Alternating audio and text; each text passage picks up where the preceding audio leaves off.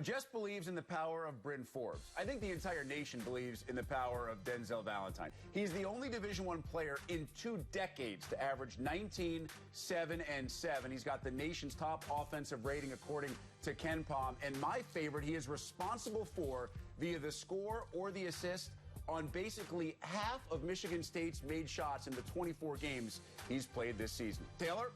Well, it is time to hear from the man himself. Denzel Valentine joins us now from our studios in East Lansing, fresh off of a commanding win over Ohio State. And Denzel, after that victory, Coach Mata had some words about you in his press conference. He said, first and foremost, Denzel Valentine is the best player in the country. I know you're humble, but we got to hear from you. Is Denzel Valentine the best player in the country? You can say that. I don't really focus on that, on the outside distractions. I just try to go out there and just try to win the game, really. And if that's, being the best player in the nation, then that's being the best player in the nation. But, I'm a team-first guy, and like I said, if that's being the best player in the nation, that's what it is.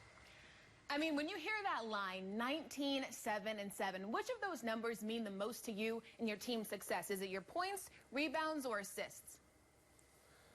Probably rebounds and assists, because I think the points will come regardless of what happens.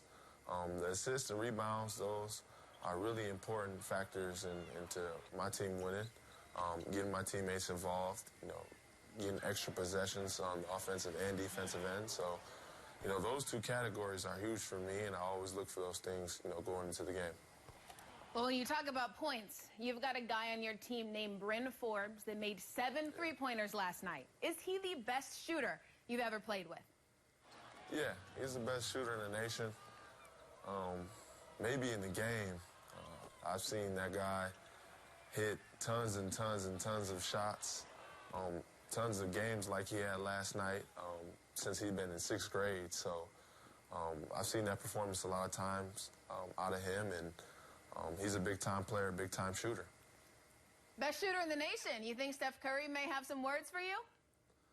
I don't know about, Steph. I mean, he does it off the dribble, and I don't think Bryn could do it that well, but he's up there, though.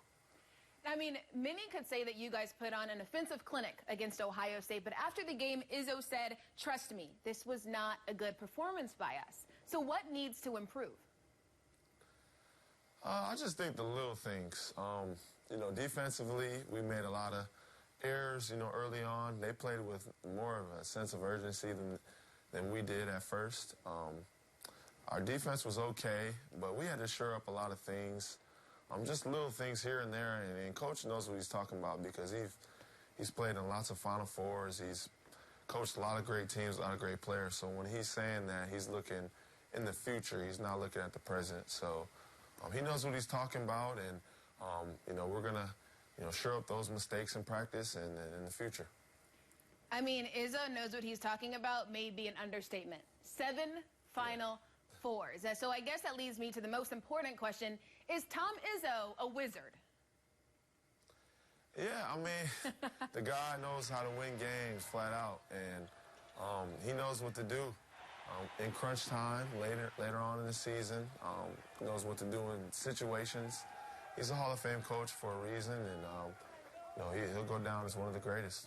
I love it. We're putting him in the Hall of Fame right now. What makes him a Hall of Fame coach?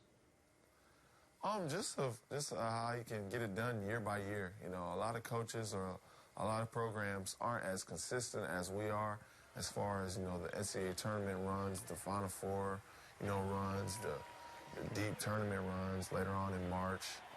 Just being consistent every year pretty much since he's had the head coaching job, and pretty much in East Lansing, it's every year it's a Final Four or bust or a national championship or bust team. And Izzo is intense. Doesn't matter if you're winning or losing. So when has it been the happiest that he's been with you? When has he been the most upset with you? He's pretty happy after we won that game in Syracuse to head us to the Final Four game. He was pretty happy then. That's probably the happiest I've seen him, and the most upset was probably either my freshman or sophomore year, probably after I made a turnover or two. So I've seen the highs and I've seen the lows. That's just part one of the interview with Denzel Valentine. You'll be able to catch the rest tomorrow. We know that he can put up big numbers on the court, but he discusses his motivation and how success will mean nothing less than a national championship. But hear Shay from him on tomorrow's episode of BTN Live.